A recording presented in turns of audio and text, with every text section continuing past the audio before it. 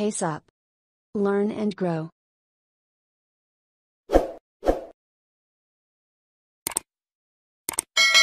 Welcome to our channel pace up.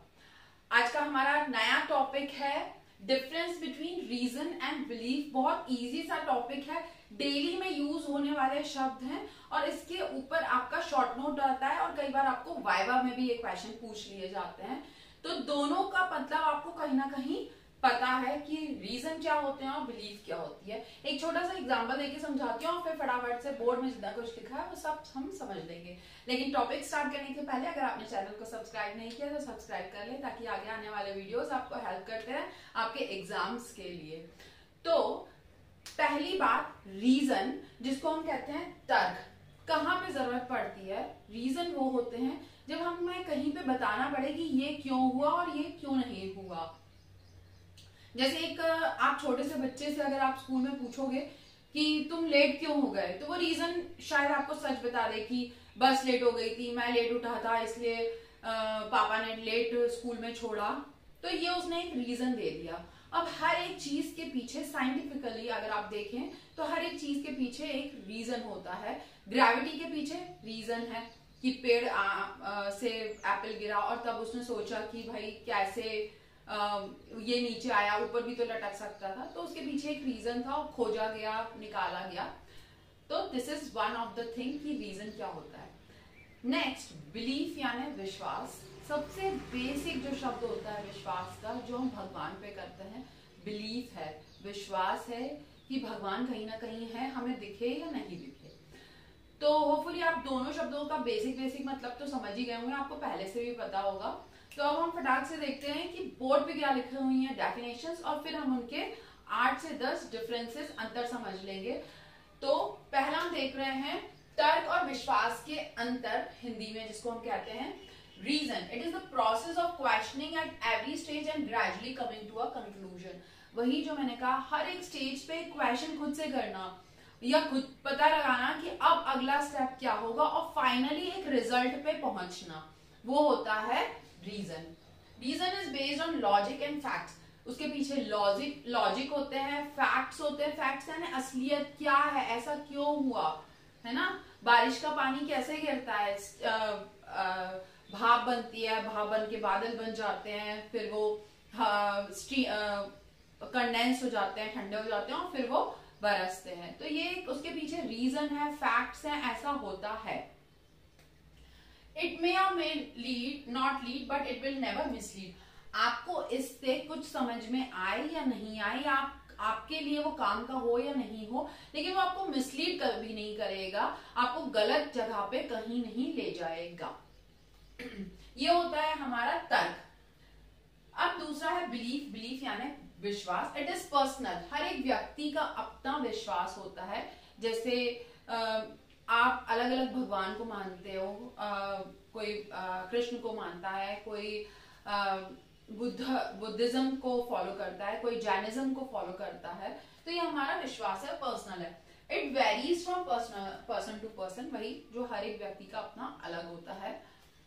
It is based on values and faith. ये हमारी values और faith पे depend करता है। वैल्यूज इसलिए क्योंकि हम अपनी पीढ़ी दर पीढ़ी पेरेंट्स को या ग्रैंड पेरेंट्स को या फैमिली को देखते चले आ रहे हैं, और विश्वास इसलिए कि वो हमें कुछ कहानियां बताते हैं कि भाई ऐसा हुआ था, ऐसा हुआ था, और इसलिए हमें विश्वास होने लगता है कि ये चीजें सही हैं। It occurs due to subconscious and conscious determination for the rightful things we feel is right. Subconscious और कॉन्शियस। सबकॉन्शियस यानी कहीं ना कहीं हमारे माइंड में अंदर, और कॉन्शियस यानी जो हम देख देख के समझ रहे हैं कि ऐसा होता है और यही सही है और हमें यही करना चाहिए, and according to the religion also.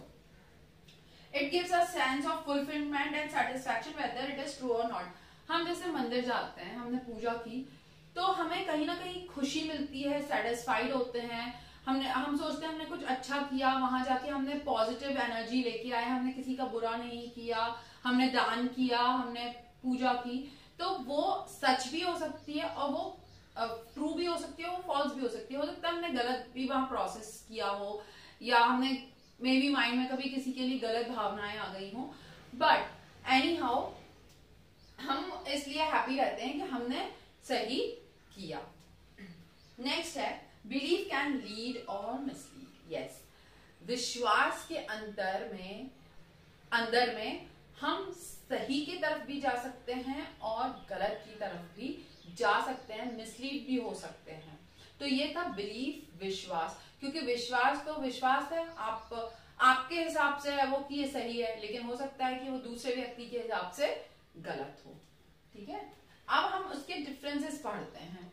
It is considered, reason is considered as the source of knowledge that is true। Example gravity, जो मैंने आपको एग्जाम्पल दिया था कि सोर्स ऑफ नॉलेज है, आपको उससे कुछ ना कुछ नॉलेज हमेशा मिलता रहेगा। आप जब भी रीजन के पीछे भागेंगे और उसको कुछ समझने की कोशिश करेंगे। It is the state of mind. विश्वास जो है, बिलीफ जो है, वो एक स्टेट ऑफ माइंड है। आप चाहें तो करें, आप चाहें तो ना करें। अब कई बार कई घरों में बच्चे होते हैं, एक बच्चा बहुत धार्मिक है, रोज पूजा कर रहा है, स्कूल जाने के पहले दर्शन कर रहा है, और दूसरा बच्चा है कि नहीं मुझे नहीं करना है। पेरेंट्स बोल रहे बेटा एक बार माथा टेक ले, नहीं टेकेंगे क्योंकि उसका विश्वास नहीं है ना। Second, it is related to personal thoughts of feeling. जो ये रीजन है वो पर्सनल थॉट पे बिलीव करता है। आप जितना चाहते हैं उसके बारे में पता लगाना, नॉलेज के बारे में, आप उतना लेंगे और उसके बाद उसको छोड़ देंगे। ये भी पर्सनल थॉट पर है, जो मैं ऑलरेडी बता चुकी हूँ कि पर्सनल थॉट पर बिलीफ डिपेंड करता है कि आप कैसे, किस धर्म को मानना चाहते हैं, किस भगवान को मानना चाहते हैं। या बिलीफ यानी विश्वास, हम उस दोस्त पे विश्वास करते हैं, हम उस नेबर्स पे विश्वास करते हैं या नहीं करते हैं। कभी आपके साथ कोई ऐसा इंसिडेंट हुआ हो या आपने कुछ उनके बारे में सुना हो तो आप नहीं करेंगे, तो that is depend on you. It is represented by linking it to an event. ये कोई इवेंट से रिलेट करेगा हमेशा। जैसे एक ग्रेविटी का हमने इवेंट ले लिया, तो कैसे हमने उसकी पूरी कहानी पढ़ी कि पेड़ से एप्पल गिरा था, फिर उसको समझ में आया, फिर उसने ग्रेविटी की खोज की। फिर अगर आप सनलाइट के बारे में पढ़ेंगे तो आप उसको हाइड्रोजन, हीलियम, सारी चीजों को समझने की कोशिश करेंगे कि कैसे मिक्स होता है, कैसे बर्न होता है, कैसे इतने हजारों सालों से सूरज चलता आ रहा है। तो ये हमेशा एक इवेंट बेस्ड रहेगा। आप किसी एक पर्टिकुलर टॉपिक पर, आप मैथ में जाओगे, आप ट्रायंगल्स के बारे में समझने लगोगे कि 3 प्रकार के होते हैं, इक्विलेटरल, आइसोसेलेस, स्केलिन, फिर उनके टाइप समझोगे, फिर उनके एंगल समझोगे, तो आप एक पॉइंट इवेंट पकड़ लोगे और फिर उसके आगे बढ़ते जाओगे। Nature of belief is thematic. Thematic यानी स्थानीय है ना। आप मान लीजिए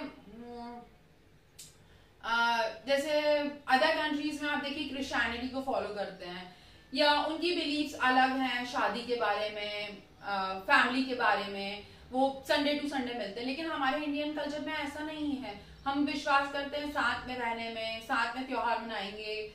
ऐसा नहीं है कि कोई संडेज हो, कोई particular mother day, father day हो जब हम माँ बाप से मिले। We live with them and the children also live with us. Area of reason is vast. Reason का एरिया बहुत वास्ट है, मतलब आप पढ़ते जाइए एक अंदर एक चीजें आपको मिलती जाएंगी। एरिया ऑफ बिलीफ लिमिटेड है, हद में है, एक लिमिट में है। It is called the path of knowledge. इसको पाथ ऑफ नॉलेज भी कहा जाता है रीजन से। जैसे जैसे आप एक एक चीज पे आगे बढ़ते जाएंगे, आपको नई नई चीजों के बारे में पता चलता जाएगा, आपका नॉलेज बढ़ता जाएगा। Belief is related to variety of fantasies. Fantasies यानी काल्पनिक भी होता है कि भाई मैंने वहां पे पूजा की थी इसलिए मेरे साथ ऐसा हो गया। तो ये इसलिए वाला जो चीज है ना वो काल्पनिक है, इमेजिनरी है। हम उस पर 100% नहीं बोल सकते कि वही उसी के कारण ऐसा हुआ है कि आपने वहां पूजा की थी इसलिए आप सक्सेसफुल हुए या आपका फर्स्ट क्लास रिजल्ट आ गया। वो नहीं हो सकता है। फैंटेसीज भी हो सकती हैं और हो भी सकता है both. Process of verifying the fact. ये प्रोसेस है फैक्ट्स को वेरीफाई करने का। हमने जो पढ़ा है उसके बारे में और अच्छे से जानने का, उसके बारे में सही गलत पहचानने का। इसमें कोई वेरिफिकेशंस नहीं होते हैं। बिलीव्स में कोई वेरिफिकेशंस नहीं है। Reason is permanent because based on evidences. जो रीजन है वो परमानेंट है। जैसे आपने नॉलेज गेन किया मैथ के बारे में, ट्रायंगल के बारे में, अब वो कहीं पे भी यूज होगा आप समझ जाएंगे कि भाई मुझे टेढ़ा मेढ़ा ट्रायंगल चाहिए, वो स्केलिन है। अगर मुझे इक्वल चाहिए चारों तरफ, कोई भी आर्ट एंड क्राफ्ट बनाने के लिए भी, तो भी आप समझ जाएंगे कि भाई ये इक्विलेटरल ट्रायंगल है। तो वो एक परमानेंट है, वो आपको हमेशा हर जगह काम आएगा। Belief is temporary because it does not based on evidences. Belief temporary है और वो एविडेंसेस पे बिलीव विश्वास नहीं करता है। अब किसी ने आज के समय में किसी ने बोल दिया कि भाई वो डॉक्टर अच्छा है, आप वहां चले जाइए, तो आप किस पे बिलीव कर रहे हो? उस व्यक्ति के ऊपर जिसके ऊपर डॉक्टर ने अच्छा रिजल्ट दिया है या डॉक्टर का इलाज उस व्यक्ति को लग गया है। बट ऐसा नहीं है कि आपके ऊपर भी लगे, लेकिन आपने उस पर विश्वास किया है ना, क्योंकि उसके ऊपर ऐसा हुआ है, बट मे बी आपके ऊपर वो ना रिजल्ट हो। Reason is an amalgam of explanation, motive, ground, justification। ठीक है, अब रीजन इन सब चीजों पे से निकलता है। एक्सप्लेनेशन होगा उसके अंदर मोटिव होगा, उसके अंदर ग्राउंड होगा, उसके अंदर जस्टिफिकेशन भी होगा कि ऐसा क्यों हुआ, क्यों नहीं हुआ, रिजल्ट ऐसा क्यों मिला, कुछ और मिलना चाहिए था, सारी चीजें होंगी उसमें। Belief includes fake convictions, confidence, credences, certainty, trust, assurance. धोखे में रहता है, हम एक जस्ट कन्विक्शंस पे बिलीव कर लेते हैं, कॉन्फिडेंस होता है कि नहीं वो डॉक्टर के पास जाएंगे तो हम ठीक हो जाएंगे। क्रेडेंसेस, सर्टेनिटी यानी हो सकता है कि हम उसके पास जाएंगे तो सारी चीजें हमारी सही हो जाएंगी। ट्रस्ट होता है, एक एश्योरेंस होता है कि हम 10-12 लोगों से सुन चुके होते हैं वो डॉक्टर अच्छा है, वो डॉक्टर अच्छा है, वहां जाओ, है ना। अब लास्ट पॉइंट है validating laws and effect, process of authenticating and justifying facts and practices. इसमें क्या होता है, एक प्रोसेस होता है फिक्स कि भाई इस स्टेप के बाद ही आप ये करोगे, इसके फैक्ट्स और प्रैक्टिसेस पे बिलीव करके ही हमें आगे बढ़ना है। और यहाँ पे जो बिलीफ है उसमें कोई जस्टिफिकेशन नहीं है, कोई प्रोसेस नहीं है, और ना ही कोई ऑथेंटिकेशन देता है कि ऐसा होगा। आप इवन खुद डॉक्टर के पास भी पहुंच जाओगे या मंदिर के दरवाजे भी पहुंच जाओगे तो वहां पे कोई खड़ा नहीं रहेगा आपको साइन करके देने के लिए कि आप बिल्कुल सही हो जाओगे या आपकी जो कामना है वो पूरी हो जाएगी। ये इसके लिए कोई वेरिफिकेशन नहीं है, ना ही ऑथेंटिकेशन है।